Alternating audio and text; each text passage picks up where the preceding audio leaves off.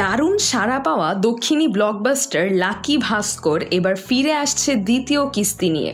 পরিচালক বেঙ্কি আটলুরি নিজেই নিশ্চিত করেছেন লাকি ভাস্কর 2 এখন পরিকল্পনার পথে।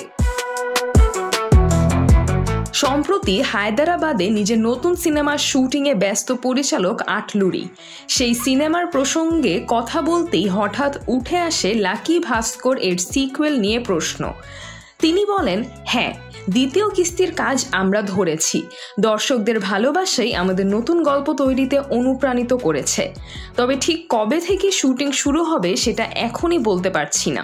দুলকার সালমান, মীনাক্ষী চৌধুরী, রামকি ও সাই কুমার অভিনীত লাকি ভাস্কর প্রেক্ষাগৃহে মুক্তি পাওয়ার পরপরই দর্শক মনে জায়গা করে নেয়। এরপর সিনেমাটি যখন নেটফ্লিক্সে মুক্তি পায় তখনও এর জনপ্রিয়তা চূড়ায় ছিল। জানা গেছে প্রথম কিস্তির গল্পের ধারাবাহিকতা বজায় রেখেই লেখা হচ্ছে দ্বিতীয় কিস্তির চিত্রনাট্য। তবে এবার থাকছে নতুন টুইস্ট, অপ্রত্যাশিত মোড় এবং সেই সব প্রশ্নের উত্তর যেগুলো প্রথম সিনেমায় রেখে দেওয়া হয়েছিল। এখনো পর্যন্ত সিকুয়েলের অভিনেতা বা টেকনিক্যাল টিম সম্পর্কে আনুষ্ঠানিক ঘোষণা আসেনি। তবে ইন্ডাস্ট্রি সূত্র বলছে দুলকার সালমানকেই ফেরানো হচ্ছে মূল চরিত্রে। নতুন গল্পে তাকে দেখা যাবে আরও রোমাঞ্চকর এক অভিযানে। লাকি ভাস্কর এর মূল আকর্ষণ ছিল একজন সাধারণ ব্যাংক কর্মীর হঠাৎ ভাগ্য পরিবর্তনের গল্প।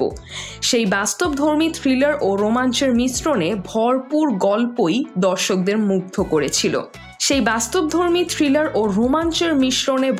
গল্পই দর্শকদের মুগ্ধ করেছিল। এখন সবার নজর দ্বিতীয় কিস্তিতে সেই ম্যাজিক আবার কতটা ধরে রাখতে পারে নির্মাতারা। প্রযোজনা সংস্থা জানিয়েছে সিকুয়েল নিয়ে বিস্তারিত ঘোষণা শিগগিরই আসছে। তবে এখন থেকেই দর্শক মহলে তৈরি হয়েছে উচ্ছ্বাস আর কৌতূহল।